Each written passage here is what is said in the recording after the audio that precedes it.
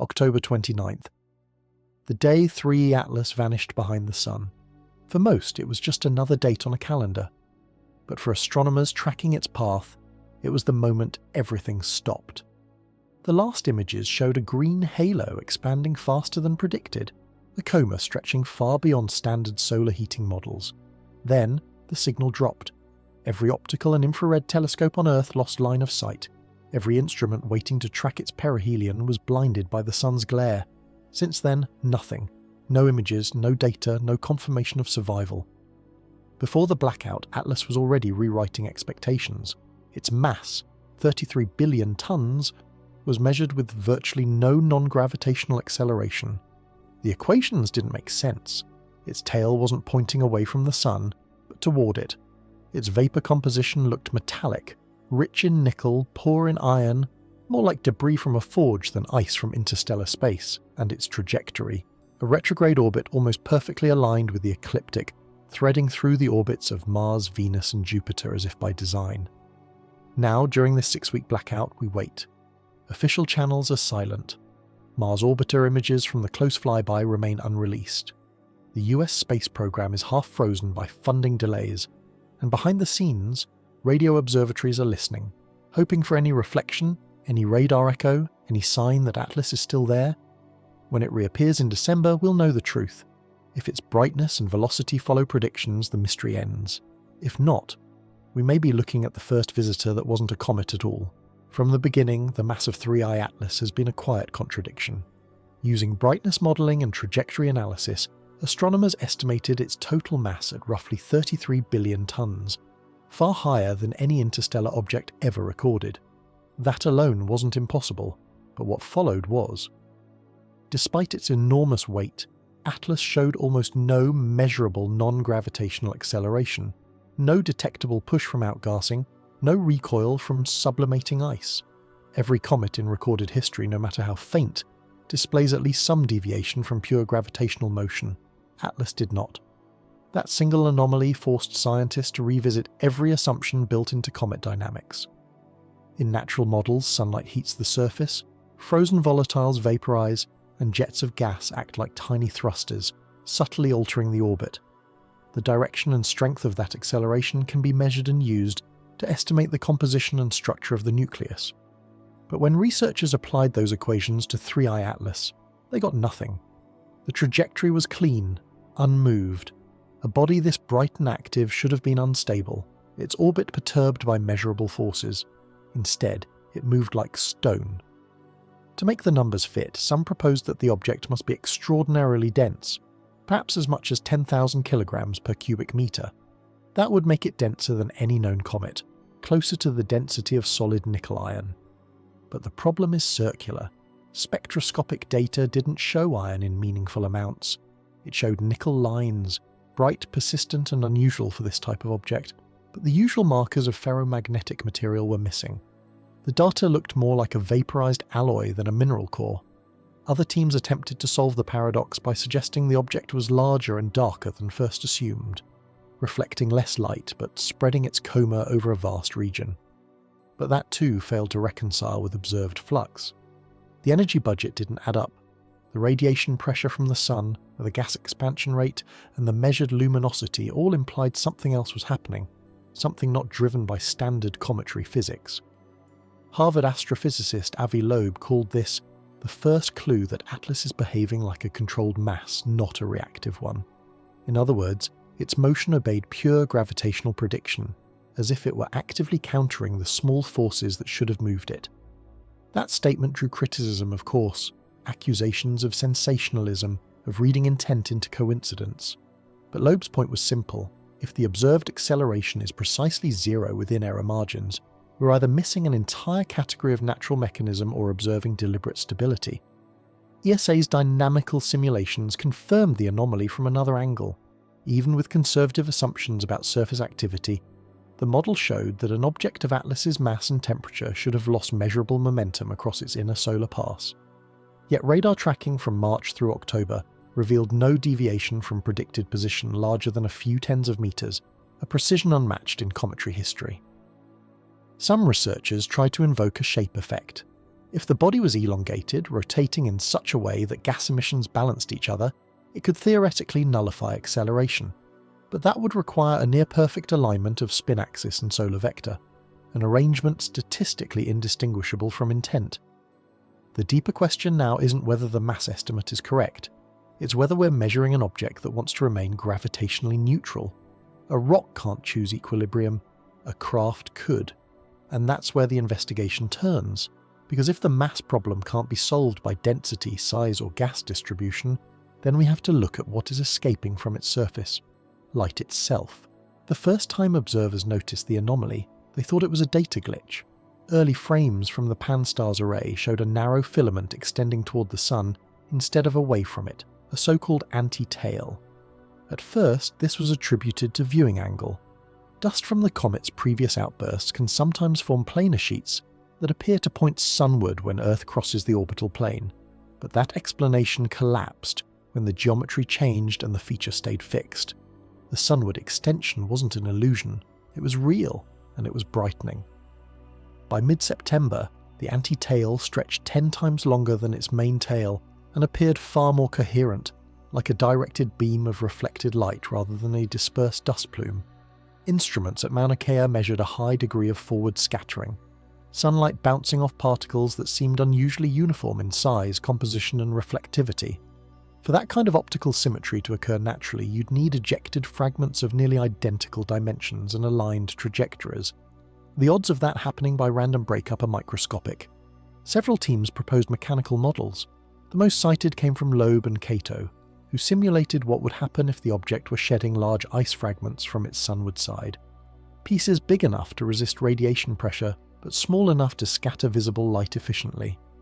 The model matched the data, but only under absurdly narrow conditions: perfectly timed ejections, precise fragment sizes, and a near-constant release rate synchronized with solar heating cycles. As Loeb phrased it, it works on paper the same way flipping a coin and getting heads 50 times in a row works on paper. Others noticed something stranger. The intensity of the forward jet didn't diminish with distance the way dust should. Instead, it followed an inverse square profile almost identical to specular reflection, the kind you get from smooth metallic surfaces. When spectrographs isolated the light, the wavelengths hinted at nickel vapor fluorescing under solar ultraviolet exposure, giving the jet a subtle green-gold hue. Natural? Possible? Probable? Not remotely. The anti-tail structure was also oddly stable. Even during solar wind fluctuations, it maintained shape and brightness within a 2% margin. Typical comets show chaotic variability, turbulence, fragmentation, distortion. Atlas's light curve stayed steady, almost regulated. That's why some analysts described it as a sunward scattering feature, not a tail. It didn't behave like gas or dust, it behaved like reflection. Critics argued that every comet brings its own surprises. They cited Comet McNaught's fan-like anti-tail in 2007 or Esson's transient jets before breakup. But the problem here wasn't just appearance, it was timing. Atlas's anti-tail reached maximum extension precisely as the body approached perihelion, then plateaued. It didn't evolve the way sublimation-driven features normally do. It was as if the object was compensating, maintaining orientation under solar stress. If the feature is reflective, that has implications far beyond cometary physics. A specular plane facing the Sun at a consistent angle could act as a radiation mirror, controlling heating or direction of thrust. A natural object can't maintain that posture. Something guided might. Still, not everyone agrees on the interpretation. Some insist it's simply an artifact of viewing geometry, a trick of dust alignment, solar phase angle, and the human mind's pattern recognition. But when multiple observatories, separated by tens of thousands of kilometers, record the same anomaly from different perspectives, coincidence becomes difficult to sustain. In the final days before Atlas disappeared behind the Sun, the anti-tail flared again, brighter than ever, Auriga, before vanishing completely. Whether it was the final burst of sublimation or something else shutting down, we don't know. All we have are the frames, a line of light pointing directly into the Sun as if marking its own descent. And yet the light wasn't the strangest thing about Atlas. The real puzzle came from what that light contained, When the first spectroscopic readings of 3I Atlas came in, they didn't match anything in existing comet catalogues. Normally, when a comet nears the Sun, its vaporized gases produce familiar fingerprints: carbon monoxide, water, cyanide, iron, magnesium, silicate dust. The ratios vary, but the pattern is recognizable. Atlas broke that pattern entirely.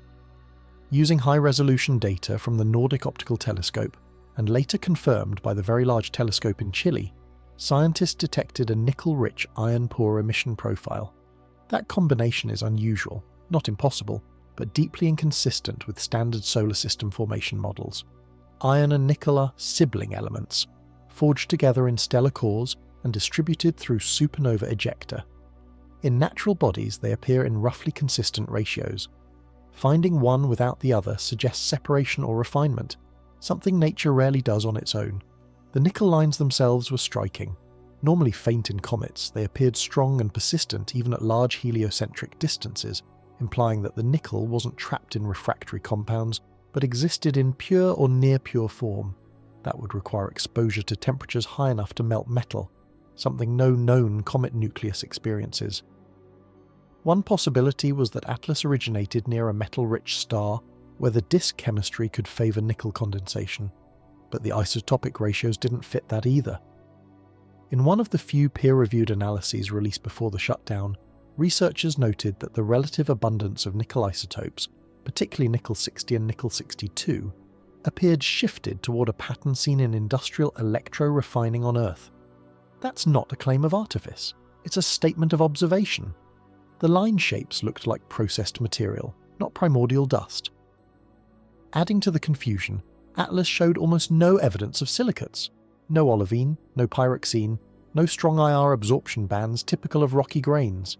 Its reflective signature was dominated by metal vapors and complex organics, more like burned alloy residues mixed with carbon-rich dust. Some likened it to the exhaust plume of a spacecraft heat shield rather than a cryogenic body-venting gas. When ESA analysts modelled the composition, they found something chilling.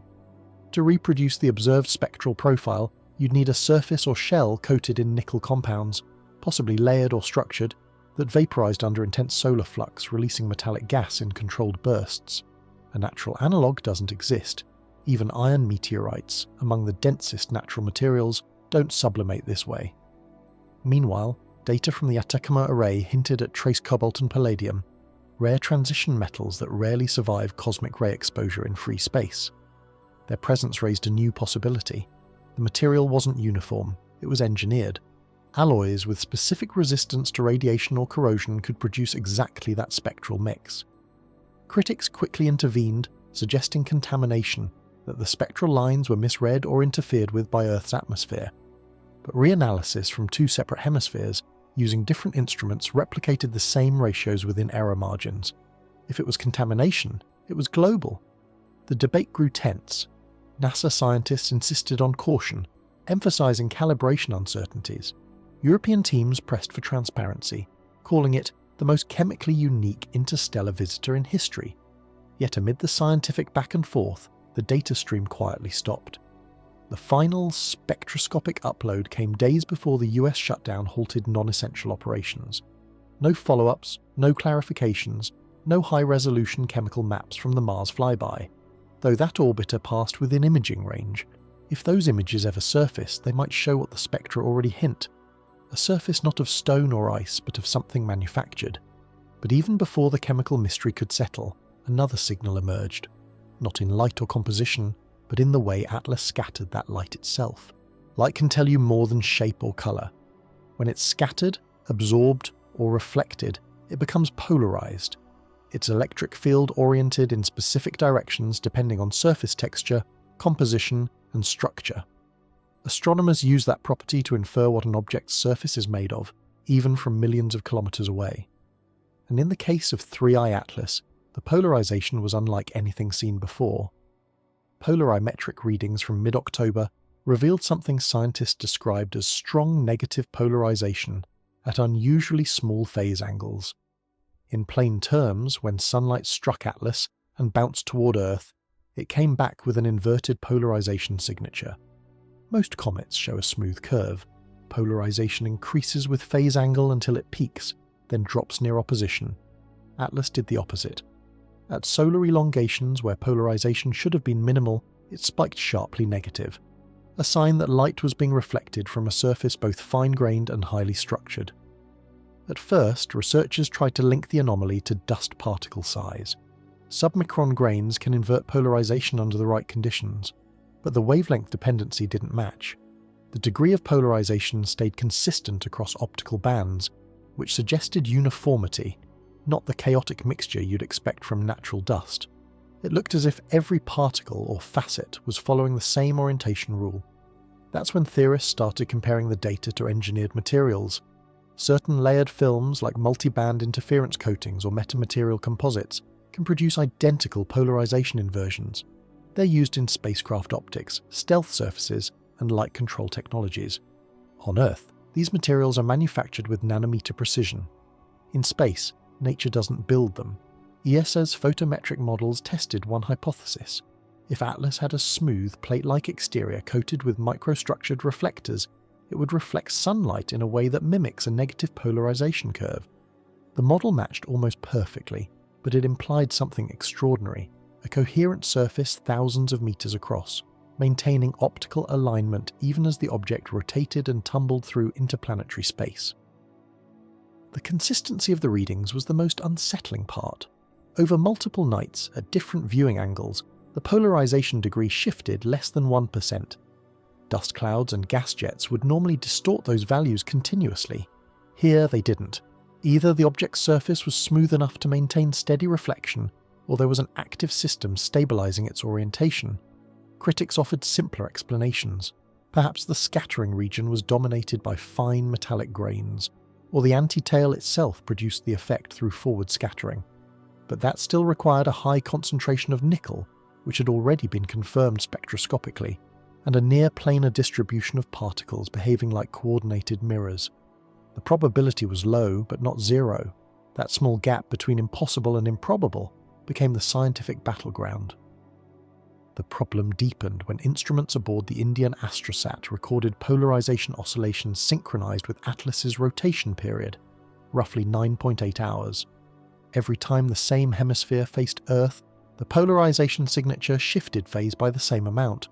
That shouldn't happen if we're looking at random dust emission. It should happen if we're seeing periodic reflective panels or structural symmetry. Some in the research community began using cautious phrasing, non-random morphology, geometrically constrained reflectivity, macro-scale coherence, words that mean design without saying it. Others pushed back hard, warning that the data resolution was too low to draw those conclusions. But privately, several optical scientists admitted the truth. If you modelled Atlas as a smooth metallic ellipsoid with thin layered coatings, like thermal shielding or photovoltaic panels, the observed polarization would make perfect sense. The numbers for once lined up cleanly. If that's real, then Atlas isn't just reflecting sunlight, it's controlling it, managing glare, temperature, and perhaps even thrust through selective absorption. It would explain the stability, the brightness, and the eerie silence of its trajectory. Still, even those who entertained that idea faced a new complication. Because the path that Atlas followed, the exact orbital geometry through our system, didn't just make sense physically, it made sense mathematically. Too precise to be random. When the first orbital reconstruction of 3I Atlas was completed, the result looked almost artificial. The object's trajectory was retrograde, meaning it moved opposite the planet's normal direction around the Sun. Rare, but not unprecedented. What made it astonishing was how flat the path was. Atlas followed the ecliptic plane within just under 5 degrees, the same plane occupied by nearly every planet, moon, and major spacecraft operating in our system. That's not where interstellar visitors usually come from. Natural interstellar objects, like one of Oumuamua or 2A Borisov, arrive on steeply inclined orbits, slicing through the solar plane from random angles.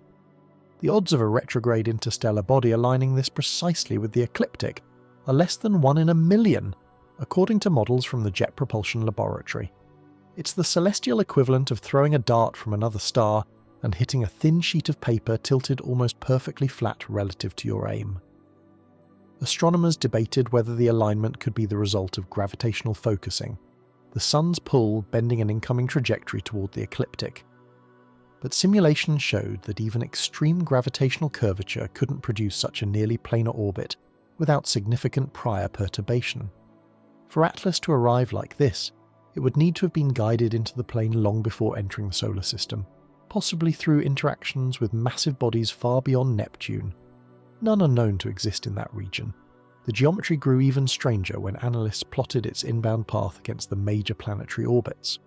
The line crossed just ahead of Mars's position, grazed Venus's orbit by a few million kilometers, and would pass within Jupiter's gravitational influence months later.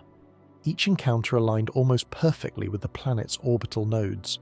The chance of a natural interstellar object threading through these three gravitational corridors in a single pass was effectively zero. At first, some dismissed it as coincidence. The planets are large, their orbits wide, and alignments happen. But as more data came in, the precision became undeniable. Every encounter point fell within a narrow band that minimized relative velocity differences, the exact conditions used in gravitational assist trajectories for spacecraft. If Atlas were inert, this would be meaningless, but combined with its stable mass, controlled reflectivity, and absence of measurable acceleration, the geometry began to resemble an intended flight path, one that used planetary gravity to adjust course with minimal energy. Avi Loeb's team published a preliminary model showing that a probe entering the system from interstellar space could, by passing near Mars, Venus, and Jupiter in sequence, decelerate efficiently and settle into a long-term heliocentric orbit. It's a theoretical capture window, one that would occur only once every few millennia, when the orbital positions align perfectly. The current configuration happens now. Skeptics countered that even if such a trajectory existed, no natural object could exploit it knowingly. But they overlooked something. Atlas's inbound velocity was already anomalously low. It entered the solar system at roughly 26 kilometers per second, slower than Borisov, slower than Oumuamua, slower than any interstellar body yet measured. That's almost within the range of bound solar objects, implying it may have been coasting long before detection. When orbital elements were extrapolated backward, the path traced outward along a vector that didn't originate from any known stellar system. It came from a direction filled mostly with background radiation, a cold, empty stretch of interstellar void. No star systems, no nearby nebulae, nothing that could have launched it naturally. And then came the final coincidence. When astronomers extended the trajectory line back beyond the heliopause, it intersected within 9 degrees with the region of the sky associated with the 1977 WOW signal, the unexplained narrowband radio transmission detected from the direction of Sagittarius. It's not a perfect match, but it's close enough to raise eyebrows. The implication wasn't that the two were connected, just that the geometry made the coincidence impossible to ignore. For an object whose physical behavior already defied explanation, the idea that it entered along the same corridor as one of humanity's most mysterious radio detections was enough to split the research community in half. Still, the numbers don't lie. The path of 3I Atlas fits perfectly into the gravitational lattice of our system, threading it like a guided bead through a moving chain. Whether that path was chosen or coincidental is the question dividing every observatory on Earth tonight. And if the trajectory hints at design, what comes next only deepens that suspicion. Because as it passed Mars, every instrument that could have observed it simply stopped sending data. When 3I Atlas entered the inner solar system, its trajectory took it past a sequence of planetary flybys so precise it looked planned. The first approach, Mars. On October 6th, Atlas passed within roughly 0.3 astronomical units of the red planet, close enough for orbiters like Mars Reconnaissance Orbiter, MAVEN, and Tianwen-1 to capture high-resolution imagery. Yet not a single frame has been released. Not one. Normally such a pass would produce at least a few confirmed observations. NASA's Planetary Data System routinely uploads optical and infrared sequences of passing comets or asteroids, even faint ones. But with Atlas, all public data stopped the week before perihelion. NASA's social channels, normally quick to highlight celestial events, made no mention. Instead, internal logs show data hold pending review, a phrase typically reserved for security or calibration anomalies. It might be coincidence, or it might not, because at the same time the US federal government entered a partial shutdown. Non-essential science teams were furloughed, mission uploads paused, and communications froze. The result? A perfect information blackout, just as Atlas passed within imaging range of multiple orbiters. Chinese media remained silent as well. Tianwen-1's instruments could have captured direct readings of Atlas's coma composition as it swept past, yet no datasets have surfaced. Even the European Space Agency's Mars Express, which continued normal operations, reported no planned observations. For an interstellar visitor passing near a planet with 6 active orbiters, the absence of any imagery is statistically impossible. After Mars, the object's path curved sunward, threading within Venus's orbital distance in mid-October. Once again, radar networks expected to detect reflections. Both NASA's Goldstone and the Arecibo successor system in Puerto Rico prepared for echoes. None were confirmed. The Deep Space Network registered weak transient signals inconsistent with normal radar scatter. The official explanation: ionospheric interference. Then, in early November, gravitational modelling projected a future resonance with Jupiter. Not a close pass, but a long-term energy exchange as Atlas moved outward. This is significant. A properly timed Jupiter flyby can capture an object into a stable orbit, turning a one-time visitor into a permanent resident. It's how probes like Voyager used planetary assist to leave the solar system, or, in reverse, how an interstellar object could stay. If Atlas survives perihelion intact, its trajectory could lock into a multi-century orbit between the inner and outer planets. That's what has researchers nervous. A comet breaking apart would disperse into harmless debris. A body maintaining structural integrity after such intense solar stress implies density, cohesion, or control. Some within ESA have speculated quietly that Atlas's flyby sequence resembles a gravitational capture maneuver, a theoretical path a probe might use to slow down and insert itself into a heliocentric orbit without fuel. The timing fits almost perfectly. Mars for deceleration, Venus for angular adjustment, Jupiter for long-term stability. A trifecta of energy transfers requiring a level of precision nearly impossible by chance. NASA officials have publicly denied any intentionality, calling the trajectory an elegant coincidence. But internally, even skeptical engineers admit it looks designed. One mission analyst reportedly said, "If we'd planned that path for a probe, we couldn't have done better." For now, all that remains of the Mars encounter is silence, an unbroken absence of images, telemetry, or confirmation. If those orbiters recorded Atlas up close, the data exists somewhere. But as long as the shutdown persists, the public won't see it. And that blackout may be more than bureaucratic timing, because every agency involved, from NASA to ESA to CNSA, seems to be waiting for the same thing: what happens after Atlas re-emerges from behind the Sun. Whatever those missing images show, they might answer the question haunting the scientific community. Are we watching a natural visitor, or a controlled insertion into our solar system? When astronomers extended 3 Atlas's inbound trajectory backward, it traced an eerily familiar line through space. The path pointed almost directly toward the region of Sagittarius where, in August 1977, a narrow-band radio transmission shocked the world. The WOW signal, a 72-second burst detected by Ohio State's Big Ear radio telescope, remains one of the most famous unexplained events in the history of SETI. It came from a silent patch of sky near the Xi Sagittarii system. No repeat signal was ever found. No natural source was ever identified. It was a transmission that shouldn't have existed, from a direction that should have been empty. Now, nearly half a century later, an interstellar object entered our solar system from almost the same vector. Not exact, but close enough that the margin falls well within navigational uncertainty. 9 degrees, the difference between coincidence and connection, depending on who you ask.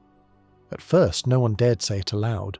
Correlation isn't causation, and sky alignments can deceive. But when orbital modelers ran the simulation, projecting Atlas's motion backward through gravitational perturbations, they found that its approach vector intersected the approximate declination and right ascension window of the 1977 detection. It's the kind of overlap that, in any other context, would be ignored. But for a body already surrounded by anomalies, mass, composition, alignment, it was too striking to dismiss. The SETI Institute released a short statement calling it an interesting but statistically insignificant coincidence. Yet behind closed doors, the chatter told a different story.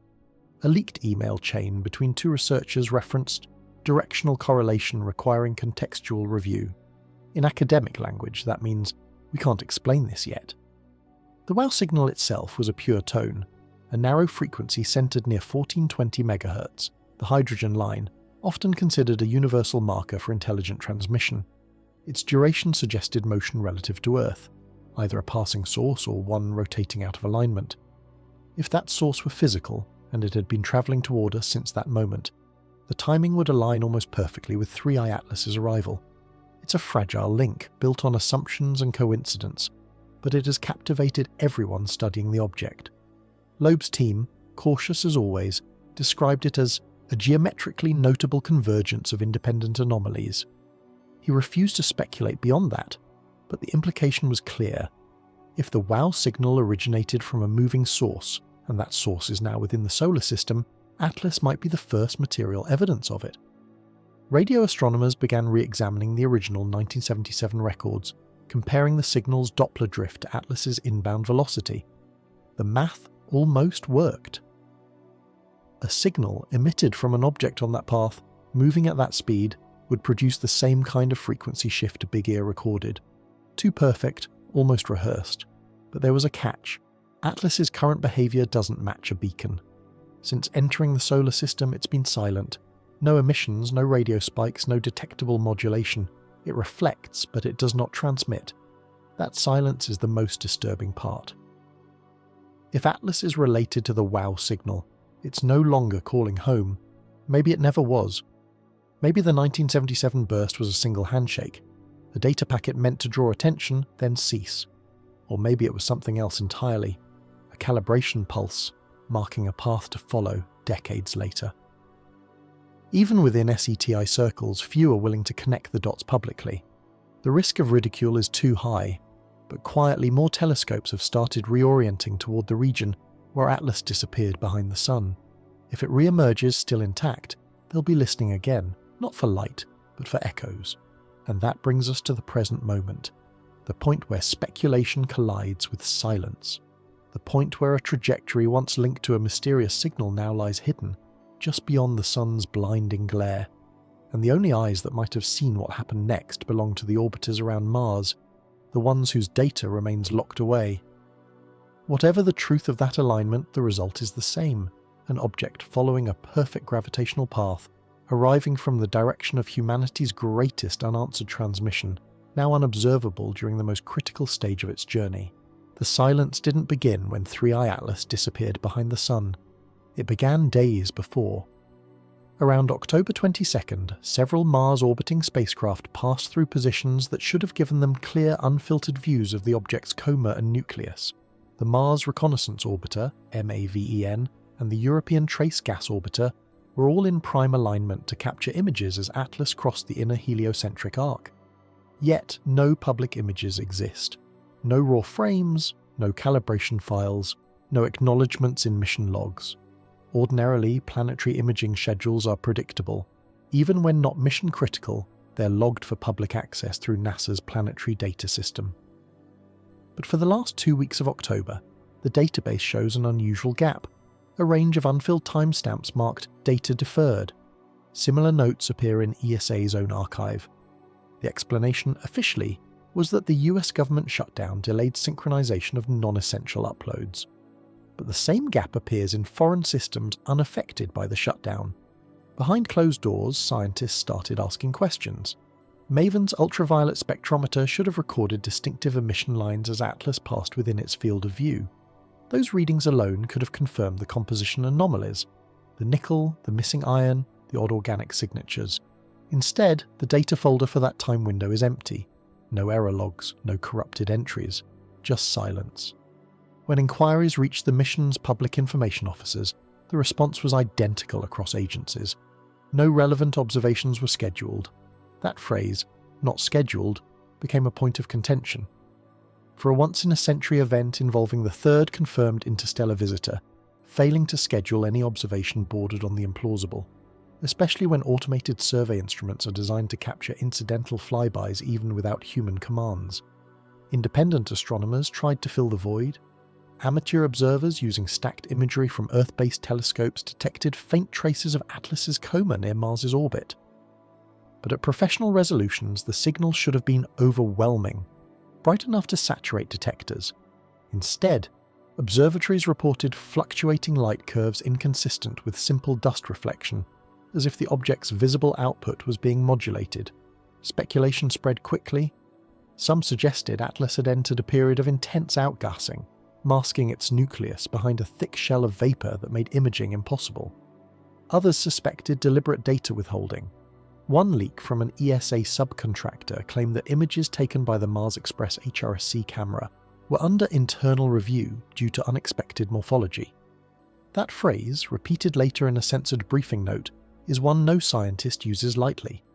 It implies something in the images could not be readily explained by known physics or optics. Meanwhile, public communications from all relevant agencies went silent. NASA's last pre-shutdown release referenced only routine heliophysical observations. The official Mars orbiter's Twitter feeds, usually lively with updates, stopped posting on October 24th. The timing couldn't have been more perfect for those who wanted data delayed, whether for bureaucratic or political reasons. The blackout left researchers piecing together scraps. Ground-based telescopes captured Atlas's coma brightening by nearly 40% before perihelion, followed by a sudden drop. Normally, that would suggest a partial fragmentation, except the light didn't diffuse, it simply vanished. An instantaneous cutoff consistent with the object entering the solar blind zone. But to those watching the timing closely, the drop occurred 3 days earlier than predicted.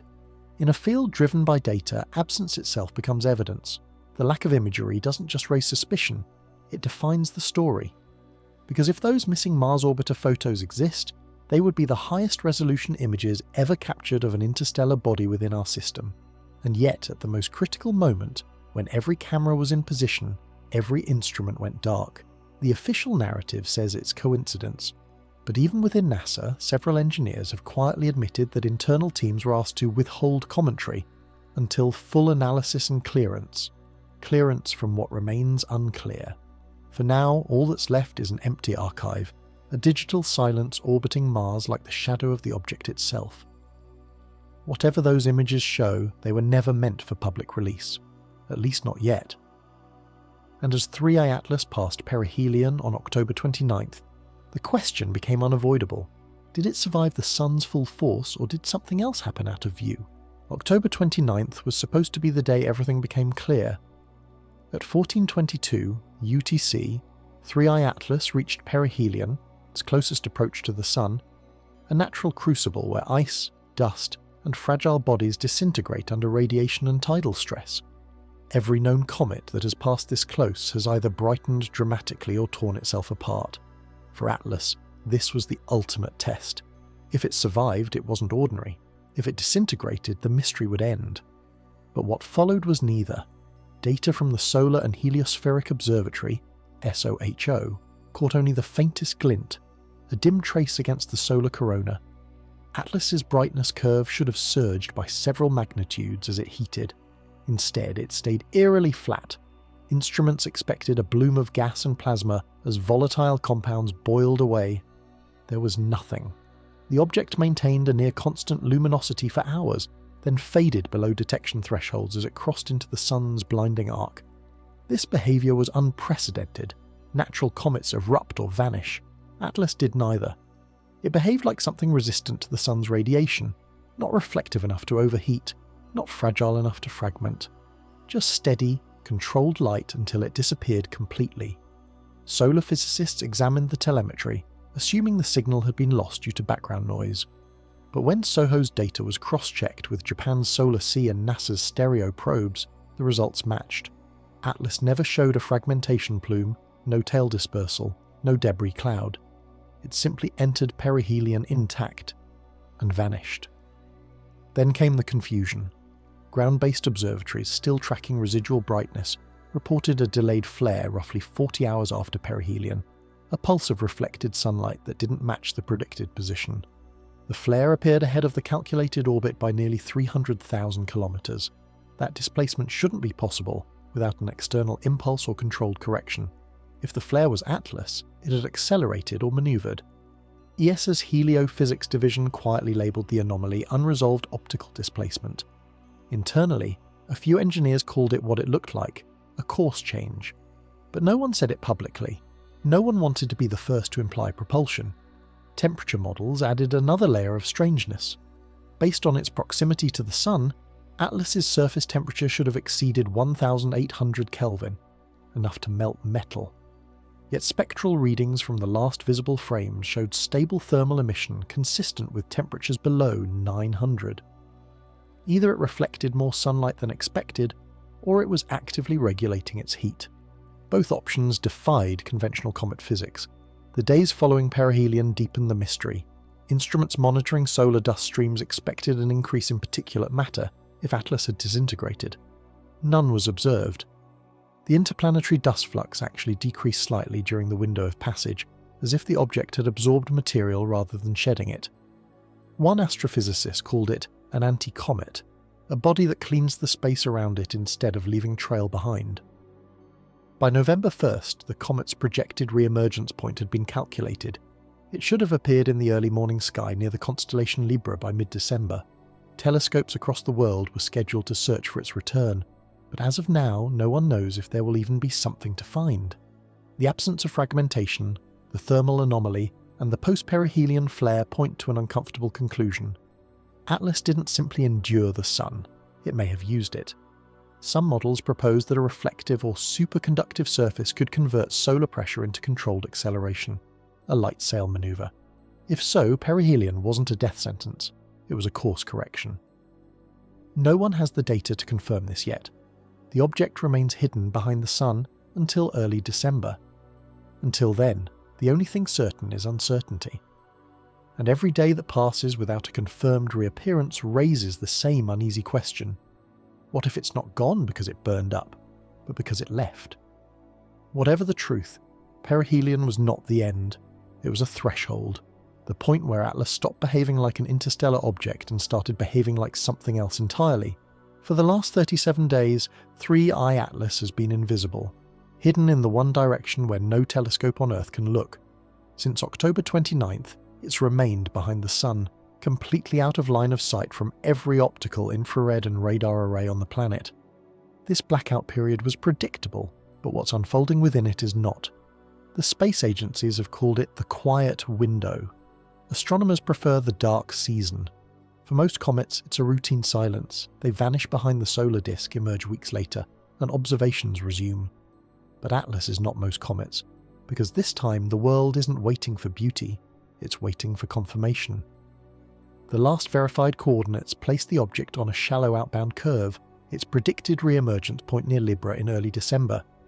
But no one knows if those predictions still hold.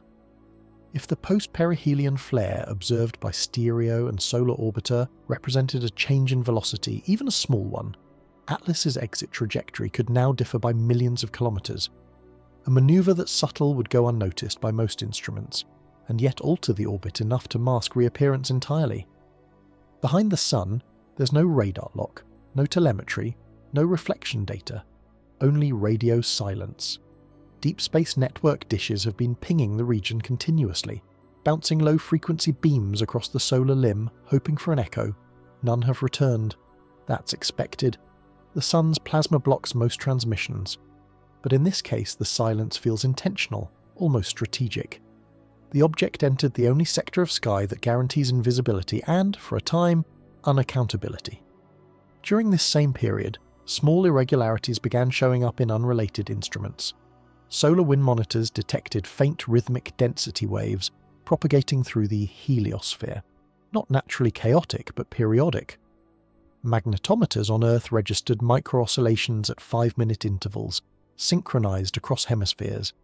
The data isn't conclusive, but the pattern started 2 days after Atlas passed perihelion and continues still. Whether that's coincidence or correlation, no one can say.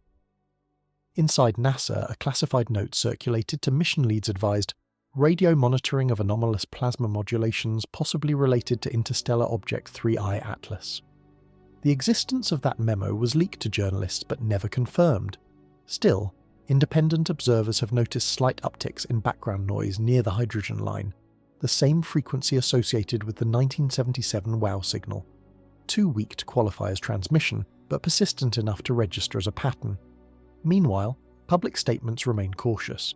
ESA calls the current interval a routine observational gap. The SETI Institute labels it a standard solar conjunction blackout. But unofficially, multiple teams are readying December campaigns to reacquire Atlas the moment it clears the Sun. The European JUICE spacecraft, though designed for Jupiter, will attempt opportunistic imaging from its current position if the object emerges along the projected corridor. The stakes are enormous. If Atlas reappears exactly where physics predicts, with brightness and motion matching gravitational models, the mystery dissolves. Just an unusually dense reflective comet. But if it doesn't, if it's off course, dimmer, or brighter than expected, then everything changes. That would mean it interacted with something we didn't see, or that it acted under control. For now, all anyone can do is wait. The sky is empty. The instruments hum. The data streams show nothing but solar noise. It's a silence so complete that it feels staged, a deliberate pause between acts. The coming weeks will determine which story this becomes, the discovery of an extraordinary natural object, or the first encounter with something built. And if the silence ends the way some suspect, we may not be the ones observing anymore. When 3i Atlas slipped behind the Sun, every major radio telescope on Earth began listening. Not for voice, not for pulses, but for the faint hiss of reflected transmissions, the kind of echoes radar astronomy relies on to track distant asteroids. The plan was simple: bounce radio signals from multiple ground stations, wait for a return, and triangulate the object's motion even while it remained hidden from view. It should have worked, it always does. But this time, nothing came back. The first attempt, from the Deep Space Network's Madrid facility, sent a series of 10 MHz sweeps timed to intersect Atlas's predicted path. The expected return was calculated at 0.002 Janskis, weak but detectable. Instead, the spectrum came back flat. No reflection, no sideband scatter, no interference pattern. A literal blank frequency window, as if the signal had been absorbed rather than reflected. Teams at Arecibo's successor system and the Goldstone radar array repeated the experiment days later, using different frequencies to bypass the solar plasma curtain. The result was the same: nothing. Even accounting for solar noise, some fraction of the signal should have bounced off dust or debris, but it didn't. The data graphs looked as though the beam had passed into a void. That absence matters. Every object in the inner solar system, rock, ice, or metal, reflects at least a trace of radar energy. Even non-conductive surfaces scatter microwaves diffusely. The only known materials capable of fully absorbing or redirecting those frequencies are engineered composites, layered metamaterials, plasma sheaths, or advanced absorbers designed for stealth applications. Nature has no equivalent. It was enough to make radar engineers uneasy. One of them, speaking anonymously to Nature Astronomy, put it bluntly: if the readings are correct, it's invisible by design. SETI's Allen Telescope Array also joined the effort, this time listening passively instead of transmitting. They monitored the 1 to 2 GHz range for narrowband emissions, the same window that would catch artificial telemetry or beacon signals. Once again, silence. Absolute zero. No carrier waves, no drift tones, no data bursts, only background hydrogen noise and the faint electromagnetic roar of the Sun. At first, the absence of reflection could be explained by geometry. Maybe the object's cross-section was too small, or it had rotated into a non-reflective angle, but that fails against one stubborn fact. Atlas was huge! 33 billion tons of mass, several kilometers across and trailing a detectable coma. Even if only a fraction of its surface were metallic, some radar energy should have bounced back. The probability of total cancellation is infinitesimal. There's another darker explanation. The object could be absorbing energy deliberately. The same nickel-rich composition that baffled spectroscopists could serve as a radio frequency sink if structured properly, converting incoming waves into heat or re-radiating them at undetectable frequencies. In that case, radar silence isn't an accident, it's a feature. Some researchers began calling this the anomaly gap, the period between optical disappearance and radio invisibility, when the object seemed to erase every signature we use to define physical presence. No light, no radar, no thermal spike. yet its gravitational influence remained measurable. Planetary ephemerides showed tiny deviations, microsecond differences in expected timing as signals bounced between Mars and Earth. Subtle, but consistent. Something with mass was still there. That contradiction, gravitationally real, electromagnetically absent, is new territory for science. One NASA physicist described it as the first confirmed case of an optically occluded mass within the heliocentric corridor. In simpler terms, a solid object that refuses to be seen. By late November, a few brave scientists proposed that Atlas might be enveloped in an ionized field, a plasma cocoon that disperses energy instead of reflecting it. But that too would require continuous power, a sustained mechanism maintaining a precise electromagnetic equilibrium. No natural comet could sustain that for weeks, especially after surviving perihelion. As of now, the consensus, if it can be called that, is no consensus at all.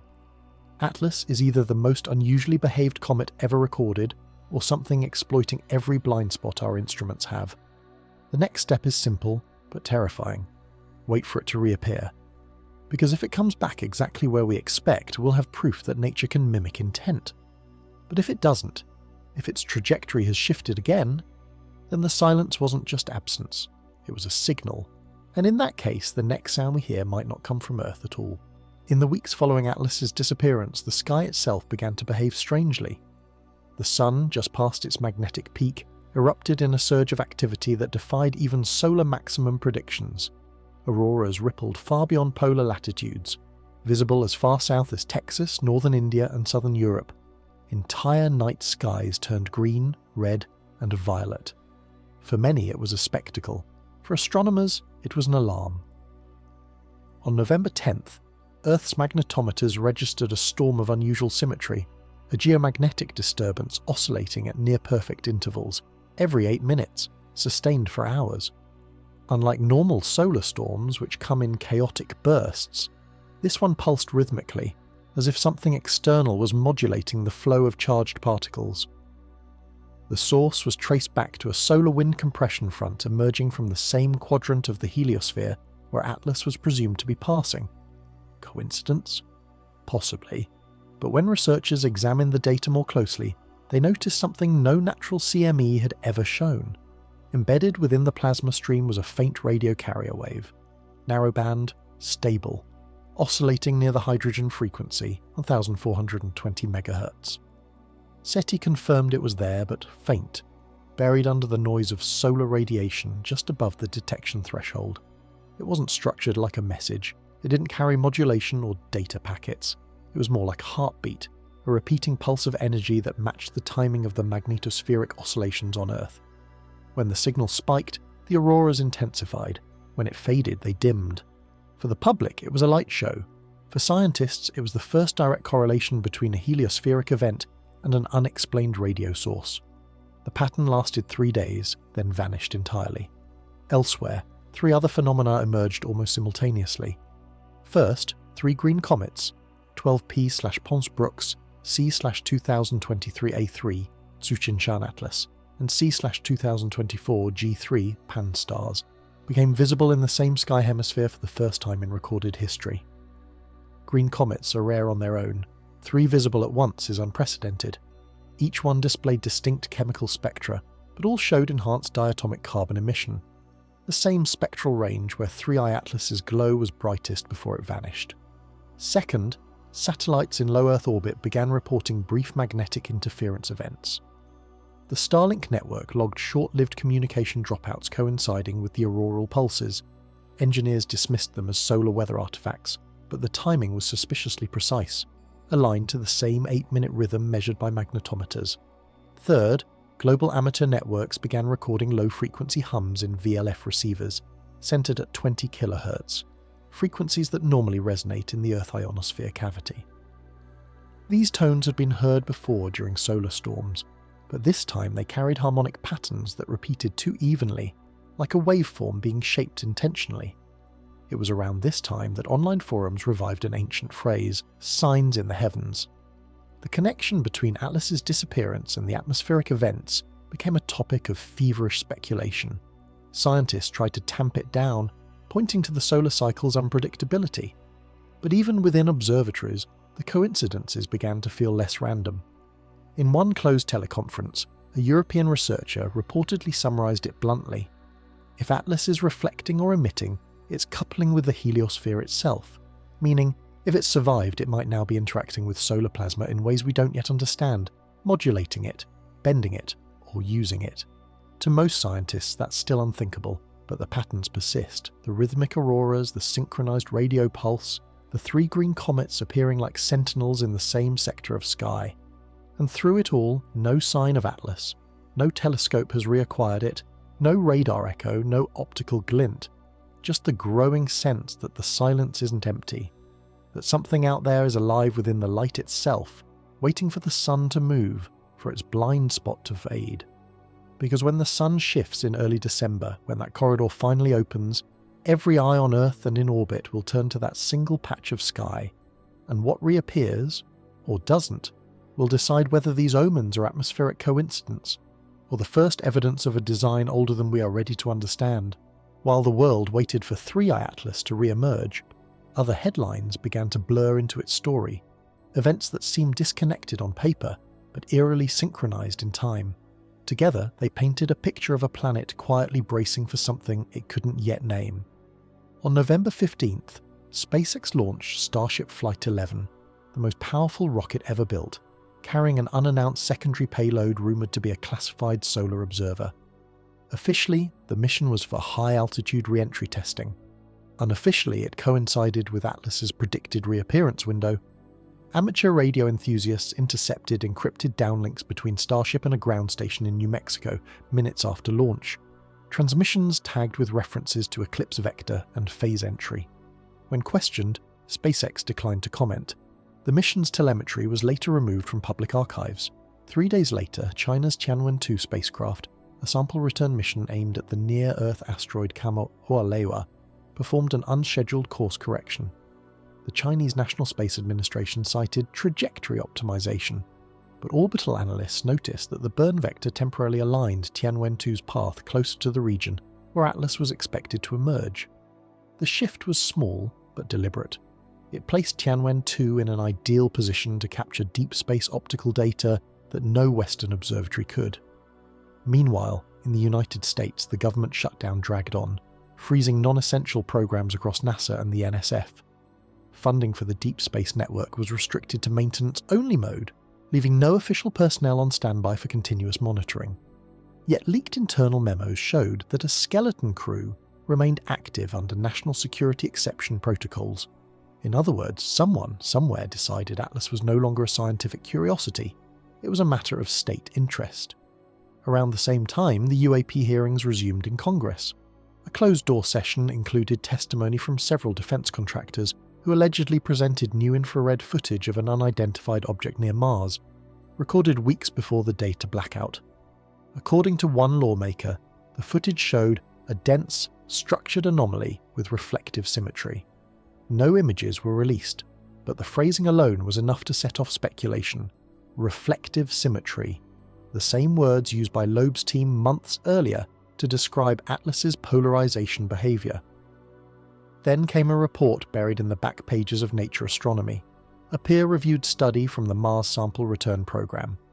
It described organic structures of potential biological interest found in a Jezero crater specimen, molecules forming complex, repeating carbon chains unlikely to arise without biological or synthetic processes. The discovery was groundbreaking, but its timing, published quietly amid the Atlas blackout, went almost unnoticed.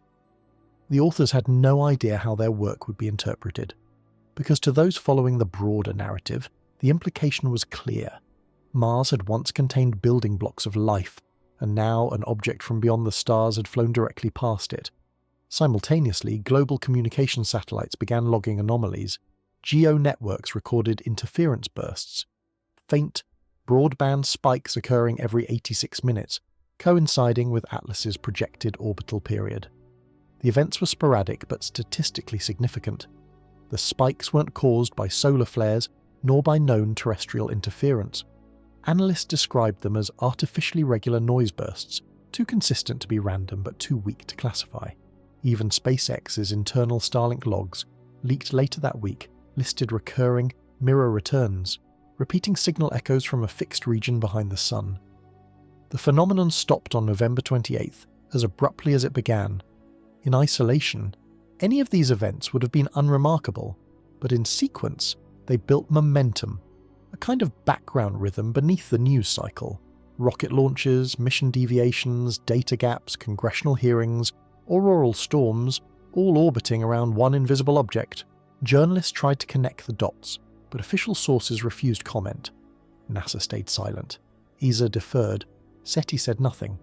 The only public acknowledgement came from Loeb, who wrote in a brief blog post, "The boundary between coincidence and pattern is defined by repetition. Atlas is testing that boundary." As December approached, that repetition became undeniable.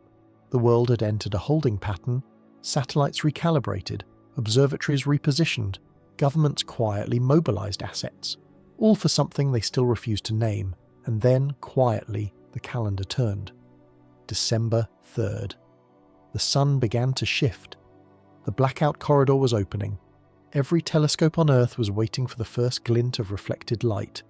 What came next would not just confirm whether Atlas survived, it would decide whether we were alone in observing the universe, or whether the universe had finally begun observing us.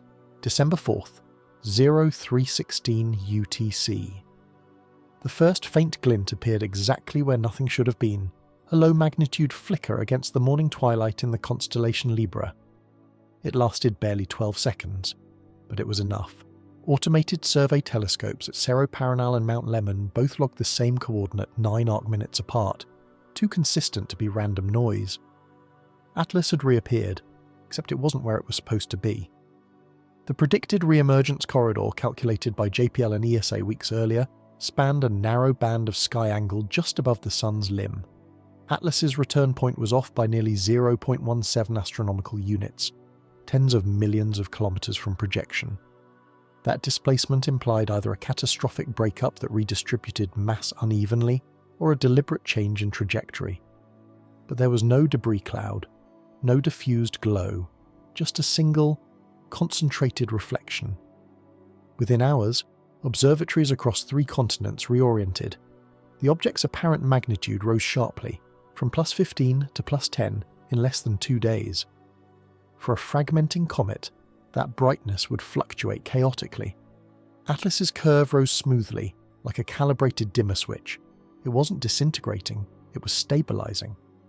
The first full spectrum analysis came from the South African Astronomical Observatory on December 6th. The data stunned everyone. The spectral lines from Atlas's coma were nearly identical to those recorded before perihelion. Strong nickel emission, negligible iron, and strangely, a new faint line near 656 nanometers, the hydrogen alpha band used in controlled plasma emission. That shouldn't exist in cometary gas, it does in thrusters. Radar attempts resumed as the object cleared the solar interference zone. Goldstone finally caught a return echo, but it was distorted, an intermittent chirp pattern repeating every 9.8 hours, matching Atlas's known rotation period. The amplitude modulation looked intentional, as if the surface itself was rotating between reflective and absorptive states. At first, the signal was dismissed as mechanical interference, but when the European Space Agency's JUICE probe, stationed near Earth's L2 point, captured the same echo at a completely different frequency band, identical rotation period, identical phase shift. Deniability evaporated. The reflection wasn't random, it was structured. Then came the thermal readings. The infrared data showed a narrow band emission pattern peaking around 900 Kelvin, identical to what had been observed pre-perihelion. No cooling, no mass loss. It was as though Atlas had passed through the Sun's furnace untouched. That single fact rewrote every natural model ever proposed. Within days, astronomers realized something else. The orbit had changed. Atlas was no longer on a hyperbolic escape trajectory. It had lost just enough velocity to become gravitationally bound to the Sun, a permanent resident of the solar system, captured. Whether by natural deceleration or intentional design, no one could tell, but the numbers didn't lie. Its new orbit intersected the plane between Earth and Jupiter every 570 days. The implications were staggering, if natural. It was the first documented interstellar object ever captured by the sun's gravity. If not, it was something far more deliberate, a controlled insertion maneuver completed during the blackout. Meanwhile, something began to appear in the background of the spectral images.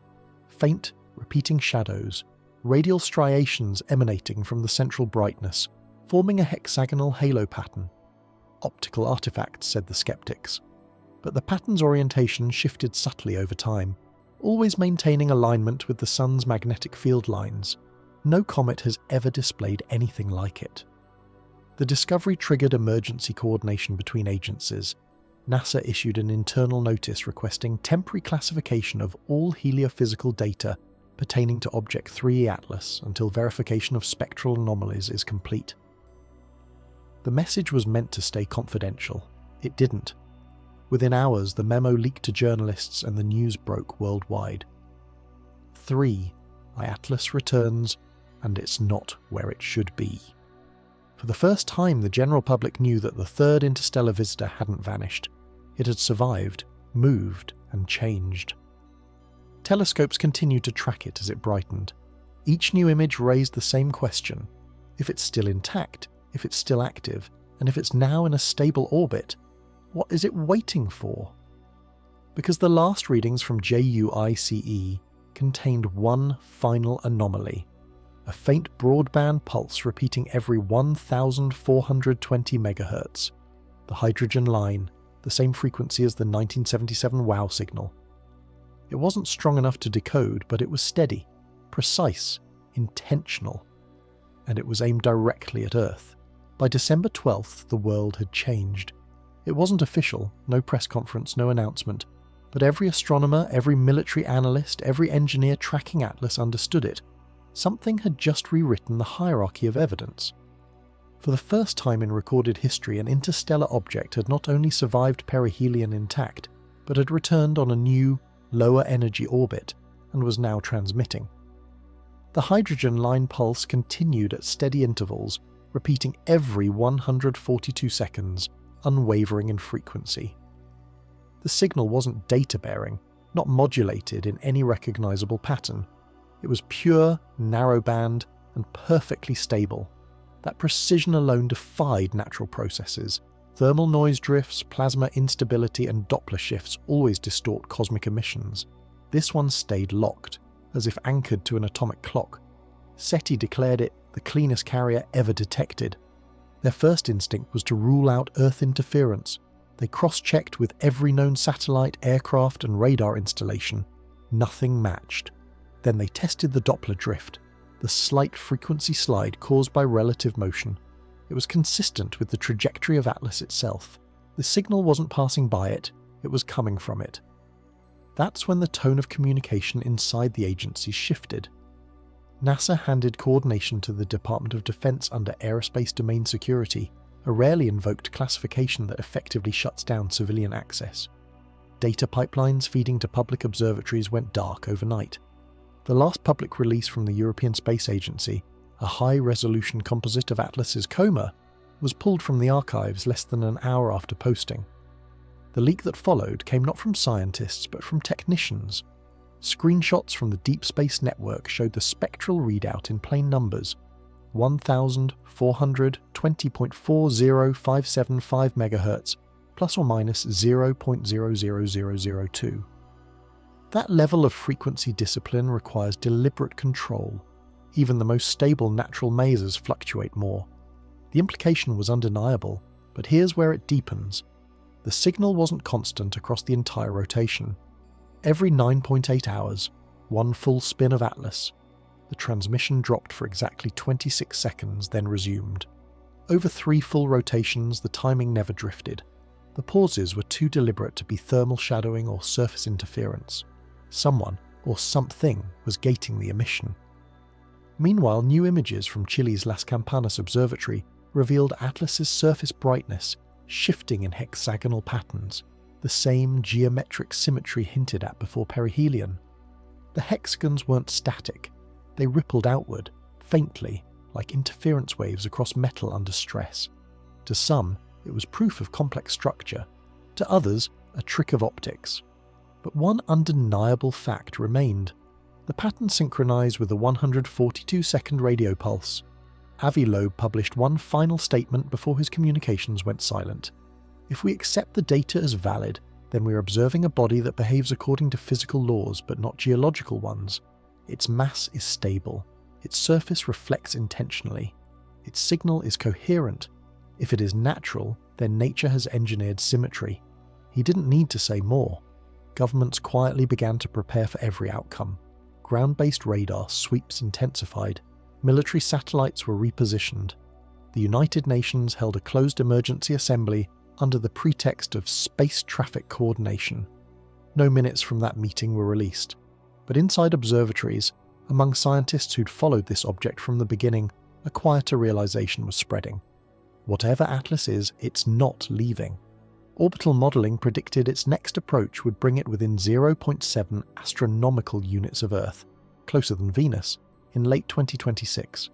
The same model suggested it could remain gravitationally captured for centuries, perhaps indefinitely. For most of the world, the story ended in headlines. Object captured by the sun. Possible artificial origin. Then silence. News cycles moved on. But for those who kept watching the signal, one final pattern appeared. At exactly midnight UTC on December 21st, the 14-20 MHz transmission modulated for the first time.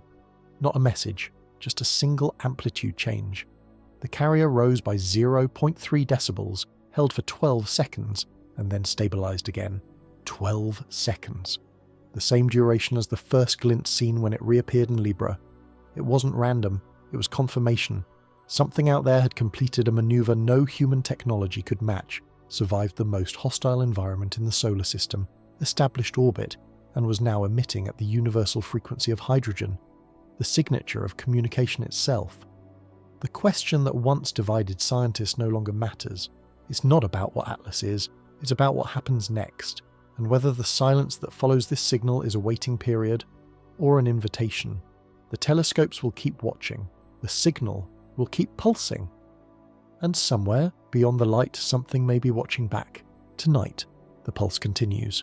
Every 2 minutes and 22 seconds, like the beat of a hidden heart, the hydrogen line rises and falls. Faint, unwavering, impossibly stable. To the untrained ear, it's nothing but static. But to those who have been listening since the beginning, it's the sound of a threshold. 3I Atlas is no longer theory. It's a fixture of the solar system now, orbiting silently in the darkness between Venus and Jupiter, bright enough to see, with long exposure lenses, stable enough to predict decades ahead. It doesn't speak, it doesn't change, it doesn't move out of line. It simply exists, perfectly, impossibly, deliberately. And yet, everything feels different. The agencies have stopped issuing updates. The observatories that once fought for open data now send their reports through encrypted channels. Civilian arrays listening on 1420 MHz are beginning to hear low harmonics, sub-frequencies that beat against each other like interference patterns. Some claim to detect structure within the noise, brief rises, pauses, perhaps binary logic.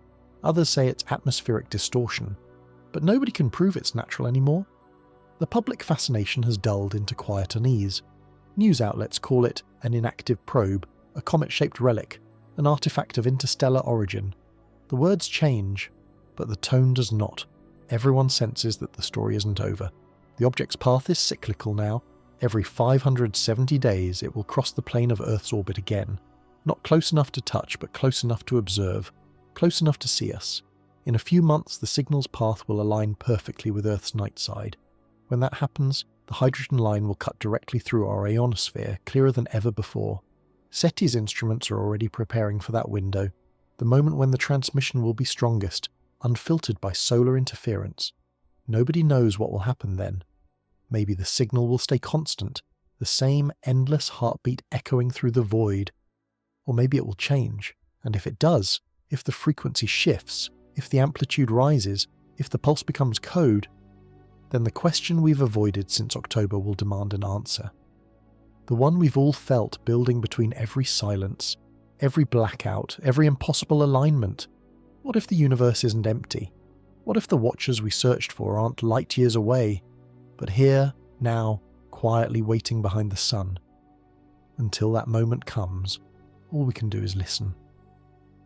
The world has fallen quiet again, cities humming, antennas turning, the pulse steady as ever. Above us, between the orbits of the planets, something that is not a comet drifts through the dark. It reflects sunlight with mechanical precision, hums in the language of hydrogen, and waits.